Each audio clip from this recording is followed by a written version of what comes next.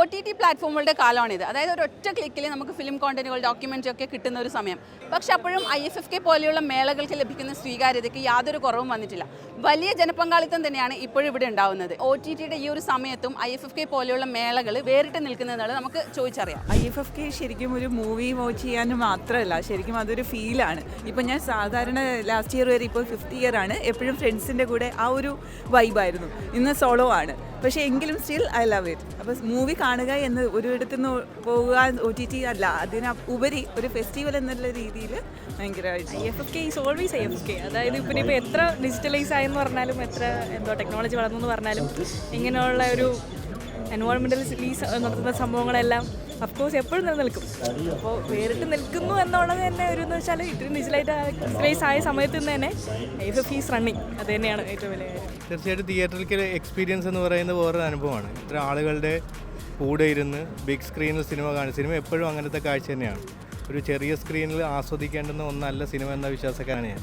അതുകൊണ്ട് തന്നെ കൂടുതൽ ഗുണനിലവാരമുള്ള ലോകത്തിൻ്റെ കാഴ്ച, അതിൻ്റെ ഒരു പരിച്ഛേദം നമുക്ക് തീർച്ചയായിട്ടും ഇത്തരം മേളയിൽ കാണാൻ പറ്റും. തിയേറ്റർ എക്സ്പീരിയൻസ് എന്ന് പറഞ്ഞാൽ വേറൊരു ലെഗസിയാണ്. ആ സംഭവം OTTന്ന് കിട്ടത്തില്ല.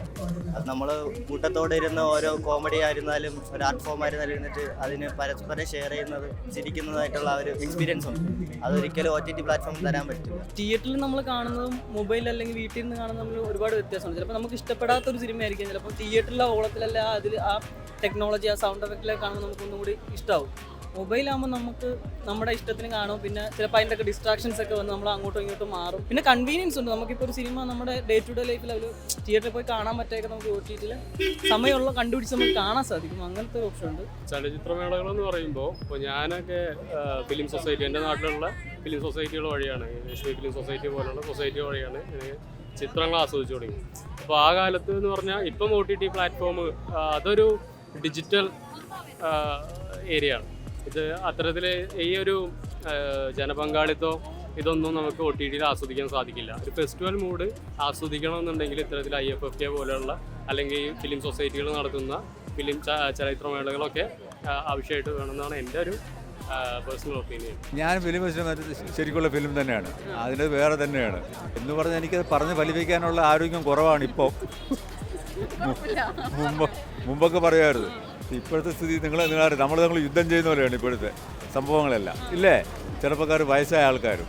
അപ്പോൾ അങ്ങനെ ഞാനൊരു സീനിയർ ആയ ഒരാളാണ്. എന്നാലും ഇവിടെ വരുന്നതിന് നിങ്ങളെപ്പോലെ കാണുക, നിങ്ങളുടെ പുഞ്ചിരിക്കുന്ന മുഖങ്ങൾ, നിങ്ങളുടെ ഉത്സാഹം ഇതൊക്കെ വേറെ എവിടെയും കിട്ടുമോ? കോളേജിനകത്തുള്ളതിനൊക്കെ കുറിച്ച് കൂടുതൽ സൗഹൃദങ്ങൾ പല ജില്ലക്കാർ, സ്റ്റേറ്റുകാർ. ഇപ്പം നമുക്ക് വിദേശികൾ എത്ര പേര് വരുന്നുണ്ട്. പരിചയം ഹലോ പറയുമ്പോൾ അവർക്ക് എന്തോ ഒരു സന്തോഷം, അത്രയേ ഉള്ളൂ. അതിൻ്റെ കൾച്ചറും ഫിലിംസ്, ഡിഫറെൻറ്റ് മൂവീസ് ഒക്കെ കാണാം, പല ലാംഗ്വേജ് എല്ലാം എക്സ്പീരിയൻസ് ചെയ്യാൻ പറ്റും. കുറേ ഫ്രണ്ട്സിനെയൊക്കെ കിട്ടും. പിന്നെ ഇവിടുത്തെ ഒരു കൾച്ചർ IFFK എന്ന് പറഞ്ഞാൽ മിസ് ചെയ്യാൻ പറ്റാത്തൊരു സംഭവമാണ് ഇപ്പോൾ. അപ്പോൾ അതൊരു രസമാണ്.